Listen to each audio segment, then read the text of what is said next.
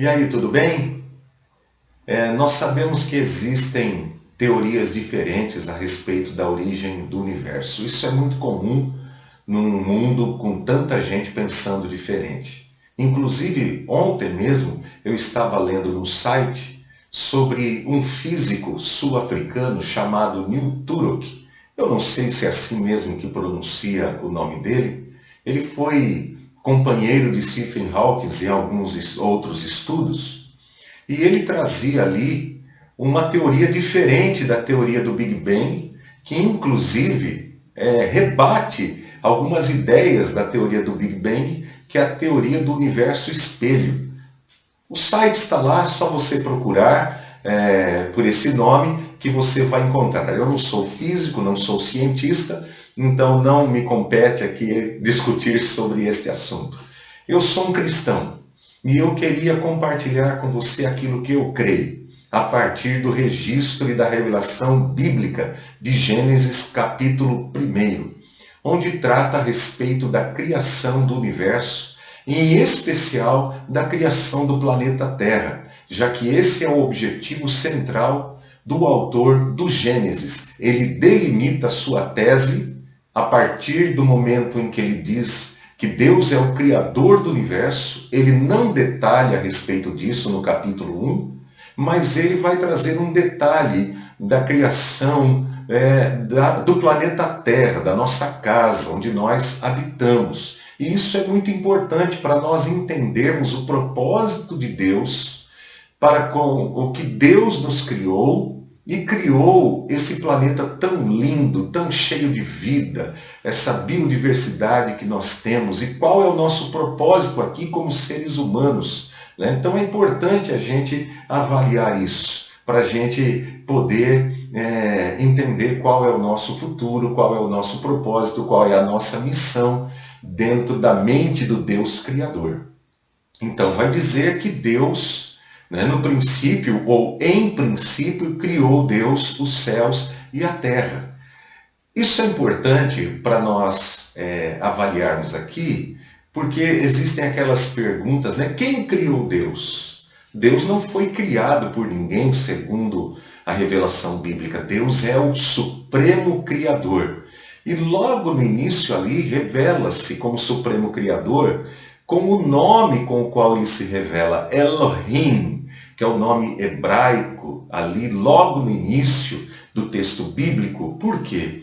Porque Elohim está no plural de El, que esse é o plural, Elohim. E é um plural majestático, falando da majestade do Deus Criador, desse Deus todo-poderoso, desse Deus todo-sábio, desse Deus onisciente, que criou todas as coisas com um propósito benéfico. É assim que Deus criou, porque lá no capítulo 1, versículo 31, no final do capítulo 1, depois de haver criado todas as coisas, está escrito assim: e viu Deus tudo quanto fizera, e tudo era muito bom. O universo é uma expressão de um Deus bondoso, de um Deus pessoal. Não é como os deístas dizem, de um Deus que criou tudo, deu corda e foi embora, cada um para si. Não, esse Deus que se relaciona, esse Deus bondoso, que ama toda a sua criação. E ele passa a descrever o processo da criação. Primeiro, segundo, terceiro, quarto, quinto dia. E lá no sexto dia ele fala a respeito da criação do ser humano. E basta você ler o texto bíblico que você vai ver o seguinte, que cada criatura foi criada segundo a sua espécie. Mas quando chega na criação do ser humano, mais uma vez aparece o plural majestático: façamos o ser humano segundo a nossa imagem, conforme a nossa semelhança. Observe a importância disso para nós. Não fala apenas do plural majestático de Deus, mas aí nós temos a raiz de uma doutrina muito importante dentro do cristianismo, que ainda será desenvolvida em toda a história bíblica, porque a revelação bíblica ela é progressiva, e essa doutrina vai sendo revelada à medida em que a revelação progressiva de Deus vai se estendendo na história, até culminar na pessoa de Jesus Cristo. É a doutrina da Santíssima Trindade. Façamos o homem segundo a nossa imagem, o ser humano segundo a nossa imagem e conforme a nossa semelhança. O ser humano é criado de maneira distinta, então, do restante da criação. E por que isso é importante? Porque é uma relação também diferente entre o Criador e esse ser criado que é o ser humano. E o Criador criou o ser humano com um propósito distinto das demais criaturas. E qual é o propósito? Qual é a missão?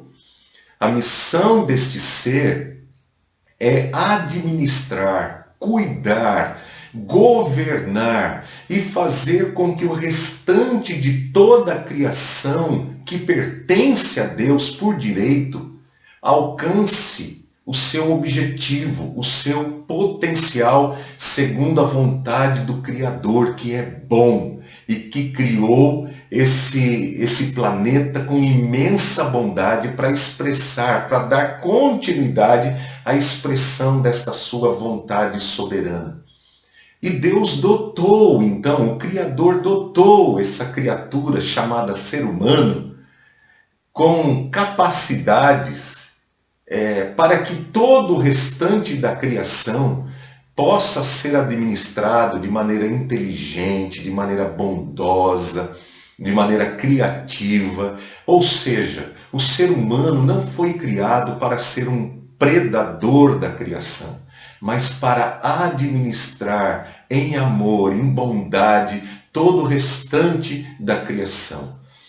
Isso é tão maravilhoso que até mesmo na alimentação que é dada ao ser humano e às demais criaturas, você observa isso, que a criação não havia morte dentro da criação. Deus deu ao ser humano as ervas, os frutos, as sementes, para que delas ele se alimentasse. E ao restante da criação, deu as ervas verdes para que cada criatura pudesse se alimentar. Então não havia no cardápio original comer carne. Só depois do dilúvio é que é dado ao ser humano o comer carne, e lá na frente, depois na revelação bíblica, diz que o ser humano pode comer de tudo. Isso é bom para aqueles que gostam de comer carne, né? Eu gosto também. Mas no princípio original não havia nenhum sinal de morte dentro da criação original de Deus.